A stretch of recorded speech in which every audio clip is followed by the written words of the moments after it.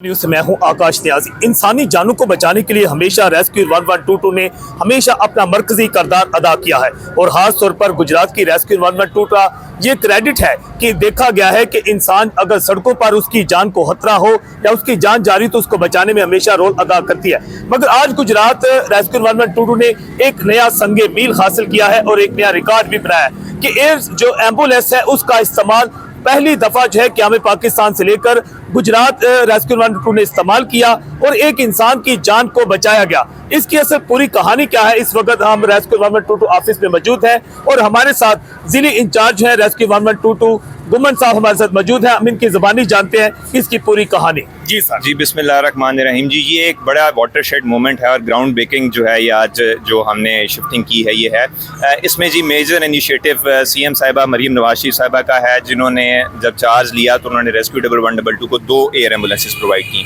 अब जैसा कि आपने भी थोड़ी देर पहले मुआयना किया, मुजाहिरा हमने दिखा आपके सामने सारा वो एक्सरसाइज हुई, जिसमें ये आज फैसलाबाद में एक बर्न का पेशेंट था जिसकी हालत काफ़ी क्रिटिकल थी। उसको यहाँ एक खारिया में बर्न यूनिट, निजी हॉस्पिटल के बर्न यूनिट में ट्रांसफ़र करना मतलूब था। तो जहाज़ वहाँ से फैसलाबाद से फ्लाई किया, हमारे पास यहाँ PF की जो एयर स्ट्रिप है वहाँ लैंड किया। हमने हिफाजती इक़दामात सारे जो है वो वहाँ पे अडॉप्ट किए। उसके बाद हमने उस पेशेंट को यहाँ से रिसीव किया, एयर एम्बुलेंस से रिसीव किया और हमने खारिया मुंतकिल किया। अच्छा सर, आम आदमी शायद समझता है कि ये आम आदमी को सहूलत मुयसर नहीं है। आप तो ये सबसे बड़ी बात चीज़ ये बताएं कि ये किस तरह सारी सहूलत मुयसर होती है, कितना फासला हो, क्या मामला हो, किस तरह? जी ये बिल्कुल फ्री ऑफ कॉस्ट है और इसके तमाम एक्सपेंडिचर हर किस्म का गवर्नमेंट ऑफ पंजाब जो है वो बियर कर रही है।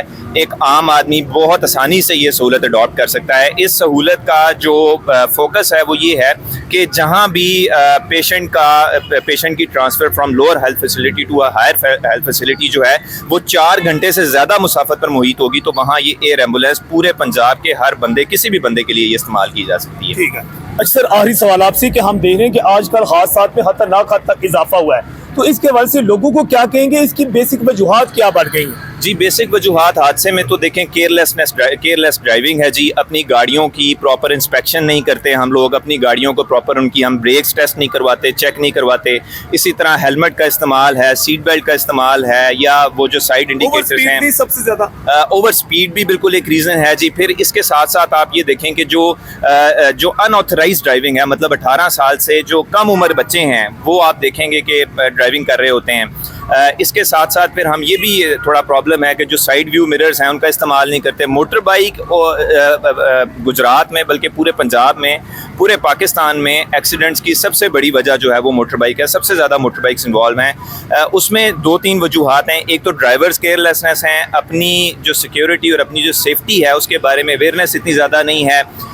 बाइक्स जो है पाकिस्तान में कोई स्टैंडर्ड मौजूद नहीं है कि कितने साल से पुराना बाइक जो है वो रोड पे नहीं चढ़ेगा।